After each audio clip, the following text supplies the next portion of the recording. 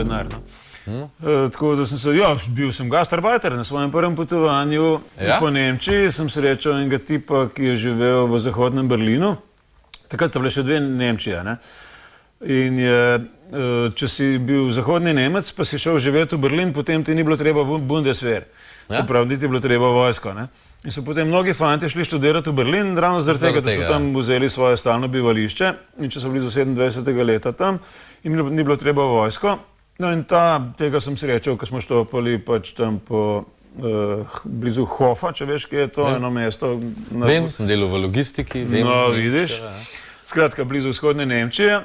Pa smo rekli, greva štopati skupaj, ker nikamor ni šlo. In smo potem štopali na ta način, da smo težila ljudem na benzinski črpalki, če pač grejo tja in tja, ker sicer nihče ni vzel pač. In smo se bila prisiljena združiti sile. In potem so vse zadnje vzeli Turki v dveh avtomobilih, v vsakem so bili že 4. In so potem mene vzeli v en avto, njega pa v drugega. Še prepevali smo po noč, oni so mi ene turške prepevali, jaz sem mogel pa slovenske narodne, tako da je bilo kar pestro. In so prišli ob ene 2 po noč tja v Berlin.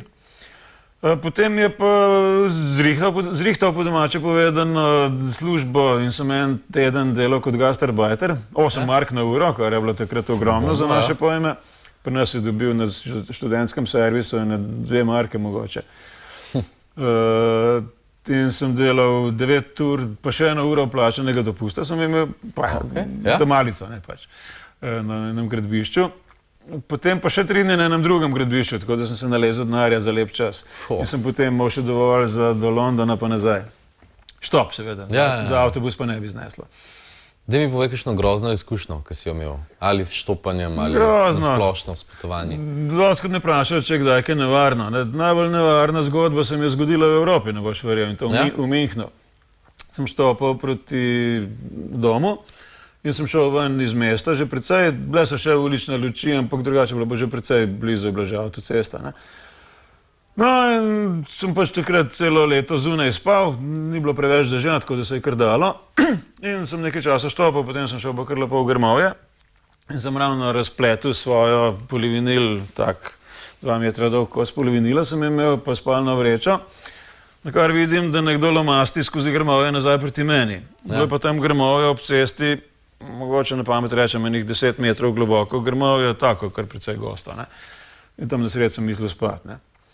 No in sem ugotovil, da me je verjetno videl, da sem šel noter, pa da me verjetno želijo po mojih dragocenostih v ruzaku, ki jih sicer ni bilo kaj prida, ne, ampak je že imel kakšne namene. Tako da sem pograbil vse tisto, kar sem imel, dal na ramo, pa na drugi strani hotel ven. Tam je pa drugi prihajal, ker sta se očitno zmenila, da me bosta vzela v škarje, ampak nista imela pa verjetno kakšne dobre orientacije, kje točno sta, čeprav sta kar dobro zadela, kje sem, ne. In potem, veš, ko nimaš časa, ne vem, kako globoko razmišljati, kaj bi zdaj, pa človeka v takem primeru kar nekakšen adrenalin popade, ali pa euforija, ali kaj bi rekel. Tako da sem enostavno takrat sem bil precej suh, tam enih 70 kil sem imel in sem pa precej čokac gledal s tistim ruzakom na rami in vse ostalo in sem direktno vanj udaril. In sem jemu žakar umaknil, sem šel mimo njega, pa ven iz Grmove na drugi strani, potem šele mi je srce začelo delati. In sem, kakšen problem bi bilo, recimo me mahati za nečem po glavi, pa me tam pustiti, nobeden ne bi vedel niti kdo sem, niti kaj sem, doma ne bi nikoli izvedel, kje sem ostal. Ampak se je rešil. Ampak pač doskrat, ko je kakšna taka zoprna situacija, te kar nekako, niti ni strah pravzaprav, ampak bolj euforija, kako bi rekel temu, ne. Pol te šele strah rata, ker je že konec vsega.